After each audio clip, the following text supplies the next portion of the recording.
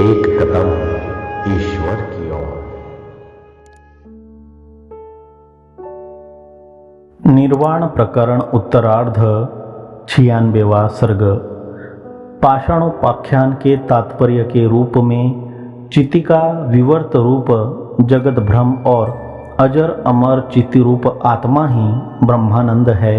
यह वर्णन विस्तार से वर्णित पाषाणोख्यान को सर्वश्रेष्ठ प्रकृत आत्म विषय में घटाते हैं। श्री वशिष्ठ जी ने कहा, हे कार्यज्ञ श्री रामचंद्र जी, आपसे मैंने यह पाषाणोपाख्यान कहा।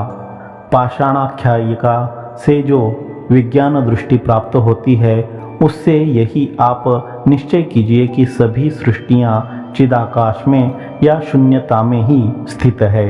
भद्र, किसी भी काल में कहीं भी कुछ भी वस्तु स्थित नहीं है, किंतु अखंड यथास्थित ब्रह्म ही चैतन्यानंद घन रूप स्वभाव में स्थित है और कुछ नहीं है। जगत चैतन्य मात्र का विवर्त है।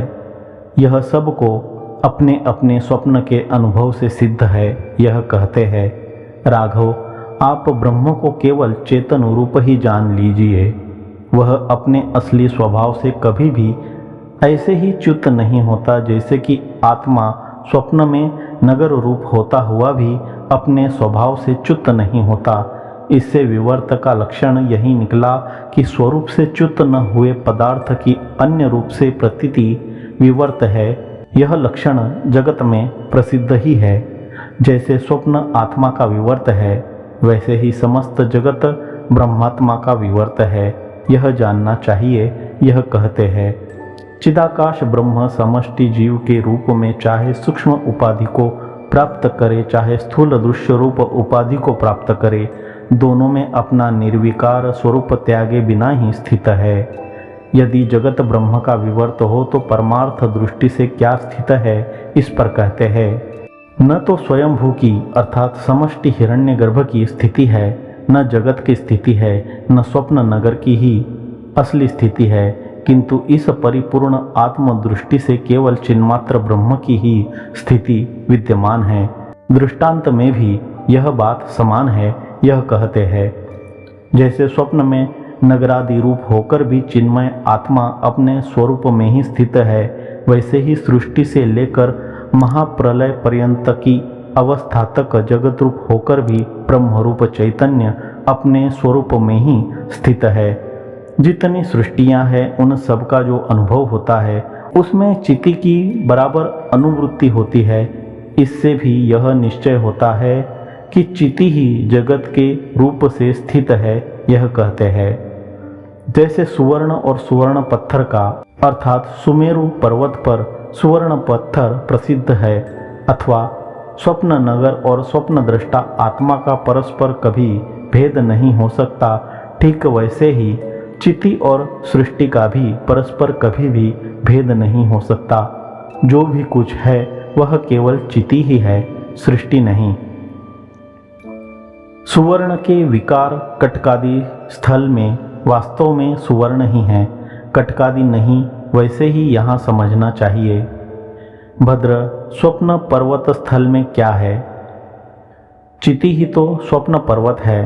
उसको छोड़कर दूसरा कोई पर्वत का रूप वहाँ नहीं रहता। जैसे स्वप्न में एकमात्र निर्विकार आत्मचिति ही पर्वत के सदृश भासती है, वैसे ही निराकार विकार रहित ब्रह्म ही सृष्टि सा भासता है, दूसरा नहीं। यह जानिए, चिन्मात्र निर्मल एवं निर्लेप आकाश रूप यह आत्मा नाश रहित, जन्म रहित तथा बुद्धि आदि विकारों से वर्जित है।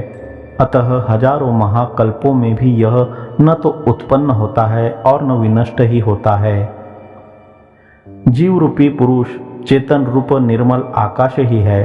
अतः ये आप चिदाकाश रूप है, मैं अजर चिदाकाश रूप हूँ, और ये तीनों जगत भी निराकार चिदाकाश रूप है। यदि शरीर में चिदाकाश न रहे तो वह निर्जीव ही हो जाएगा। यह चिदाकाश काटा नहीं जा सकता, जलाया नहीं जा सकता और न नष्ट ही किया जा सकता है।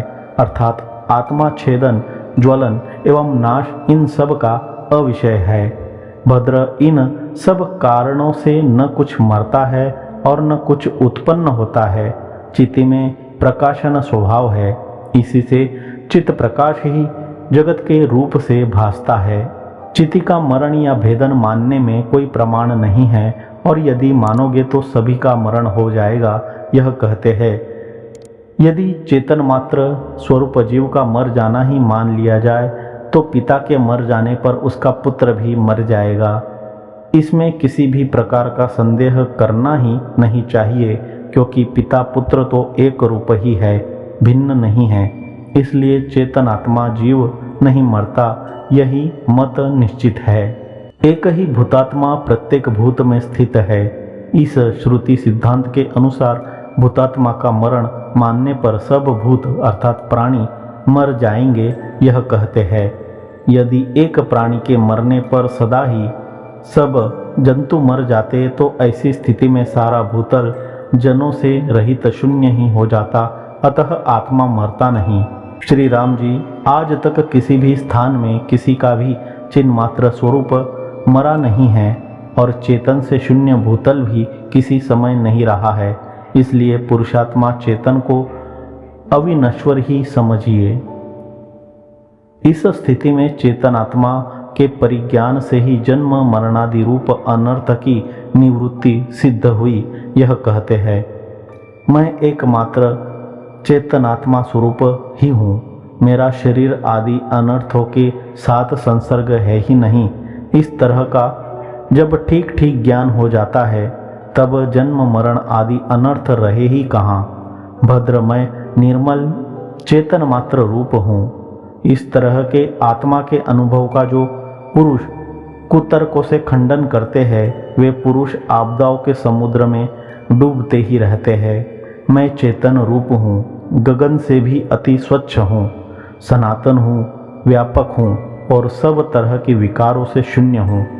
इसलिए मेरा क्या जीना, क्या मरना और क्या सुख दुख। मैं आकाश के सदृश निर्मल निर्लेप केवल चेतन स्वरूप हूँ। ये शरीर आदि अनर्थ मेरे होते कौन हैं। इस तरह विद्वानों के द्वारा अंतकरण में अनुभूत अनुभव को जो अपने कुतर्कों के बल से खंडन करता है, वह पुरुष अपनी आत्मा का ही हनन करता है। ऐसे पुरुष को 1000 बार धिक्कार है। मैं चिदाकाश स्वरूप स्वच्छ ब्रह्मात्मा हूँ। इस तरह का विस्पष्ट अनुभव जिस पुरुष का नष्ट हो गया हो, वह भले ही जीता हो, लेकिन उस मूढ़ को विजजन मुर्दा ही जानते हैं। मैं ज्ञान स्वरूप ब्रह्मात्मा ही हूँ। मेरे देह इंद्रिय होते कौन हैं। इस तरह के अपरोक्ष ज्ञान को प्राप्त कर चुकने वाली अविद्यादि मलों से निर्मुक्त अतएव अति विशुद्ध हुए पुरुष को मरण आदि आपदाएं नष्ट नहीं कर पाती। चिन्ह मात्र रूपी विशुद्ध आत्मा को पकड़कर जो पुरुष अचल बनकर स्थित है, उस पुरुष को मानसिक पीड़ाएं उस तरह छिन्न भिन्न नहीं करती जिस तरह महापाषाण को बाण।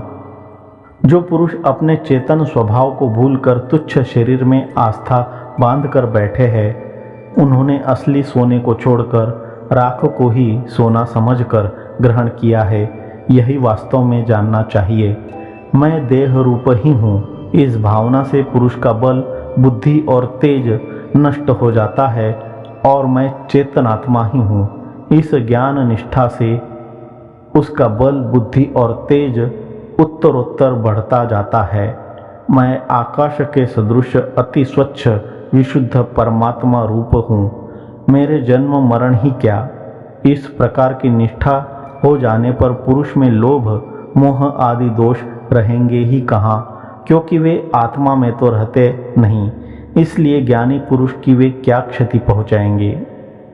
चिदाकाश को छोड़कर दूसरे दूसरे तुच्छ स्थूल आदि देहों को जो पुरुष अलग से सत्य रूप आत्मा समझकर देखता है, उसी मूढ़ के लिए यह कहना उचित है कि लोभ आदि अनर्थ है। मैं न तो छेदा जाता हूँ, न मैं जलाया जाता हूँ। मैं वज्र के सदृश दृढ़ चेतन मात्र स्वरूप हूँ, न मैं शरीरी हूँ। इस प्रकार का निश्चय जिस महामति को है, उस महामति के प्रति यमराज भी तृण के सदृश तुच्छ है। भद्र, बड़ा ही आश्चर्य का विषय है कि पंडितों को भी मोह व्यामोह देखा जाता है, इसलिए वे शरीर रूपी एक जड़ टुकड़े का नाश उपस्थित हो जाने पर हम नष्ट हो रहे हैं यो मोहित होकर जोर से चिल्लाने लग जाते हैं, मैं चिदाकाश स्वरूप ही हूँ। इस प्रकार का परमार्थ सत्य रूप भाव जब स्थिर हो जाता है तब वज्रपात और युगांत के अर्थात प्रलय काल के अग्निदाह भी फूलों की ढेरी से हो जाते हैं। मैं अमर चिदात्मा रूप नहीं हूँ, देह रूप हूँ, इसी से नष्ट हो रहा हूँ यो समझकर पुरुष जो रोदन करता है उसका वह रोदन तो आत्मा के नष्ट न होने पर ही होता है।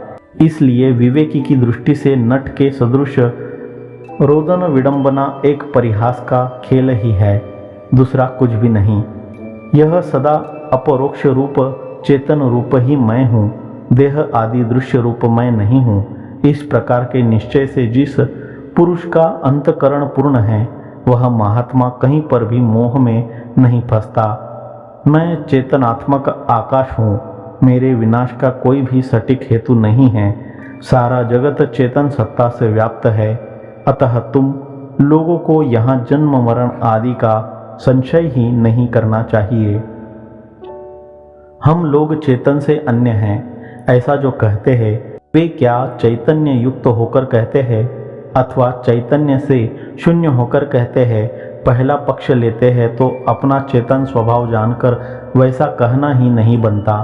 यदि दूसरा पक्ष लेते हैं तो जो चैतन्य से शून्य हैं वे हम अचेतन हैं, इसका अनुभव या अपलाप अधिक क्या कहे किसी का भी अपलाप नहीं कर सकते, इस आशय से कहते हैं। यदि चेतन के स्वरूप को छोड़कर और अन्य किसी जड़ रूप पदार्थ बनकर मनुष्य प्रश्न करते हैं तो आप उनसे कहिए कि हे महाभूत अपनी आत्मा का अपलाप क्यों करते हो। और यदि चैतन्य अपना मरण देखता है यह माना जाए तो वह सदा ही अपना मरण देखा करेगा। ऐसी स्थिति में जी रहे पुरुषों को सदा ही मरण का अनुभव होता रहेगा। यह कहते हैं आत्मरूप चेतन यदि मरता हो तो प्रतिदिन यानी निरंतर आत्मा रूप जीव मरे हुए ही है यह मानना होगा। फिर क्या आप लोग मरे हुए ही है यह कहिए, क्योंकि चेतन को तो आप लोगों ने मृत ही माना। यूँ जब मरण ही अप्रसिद्ध है तब उससे भिन्न जीवन की भी कल्पना व्यर्थ है, वह आशय रखकर कहते हैं इससे न कुछ मरता है और न कुछ जीता ही है, मैं जीता हूँ या मैं मरा हूँ। इस प्रकार चिति केवल भ्रांति का अनुभव करती है, वास्तव में वह मरती नहीं है। अविनाशी चेतन के अनुसार ही सबको वस्तुओं का अनुभव होता है, उससे विरुद्ध प्रकार के नहीं। यह कहते हैं चिति रूप आत्मा जिस प्रकार से जिस वस्तु का भ्रांति से अनुभव करती है उसको उस प्रकार से तत्काल ही देख लेती है। यह बालक तक का अनुभव है, अतः चिति कहीं भी नष्ट नहीं होती। चिति संसार देखती है, मुक्ति देखती है और सुख भी जानती है। इतना होने पर भी अपने स्वरूप से काल भेद, देश भेद या वस्तु भेद द्वारा भिन्न नहीं होती। तब बंध और मोक्ष में विशेष किस बात को लेकर है इसे बतलाते हैं। चिति अपने असली स्वरूप को न जानने के कारण स्वयं मोह नाम धारण करती है, यानी संसारग्रस्त हो जाती है, और जब अपना असली रूप जान जाती है तब मोक्ष नाम को स्वयं धारण कर लेती है, यानी मोक्ष रूप बन जाती है। किसी समय कोई कुछ भी न तो नष्ट होता है और न पैदा ही होता है, क्योंकि जो भी कुछ है वह सभी आकाशवत अति विशद चैतन्य मात्र रूप आत्मा ही है। इन सब बातों से निचोड़ यह निकला कि जगत के अनेक रूपों में सत्यता या असत्यता केवल अपने अपने मंतव्यों के अनुसार स्थित है, वास्तव में नहीं है।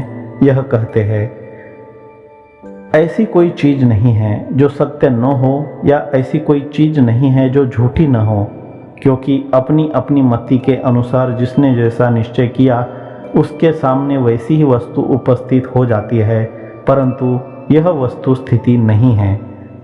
कथित अर्थ का निगमन करते हुए उपसंहार करते हैं। श्री राम जी इस जगत में पुरुष भ्रांति से जिस वस्तु को जिस रूप से कल्पना कर लेता है उस वस्तु का उसी रूप से अनुभव करने लग जाता है, यह बात सर्वविदित है।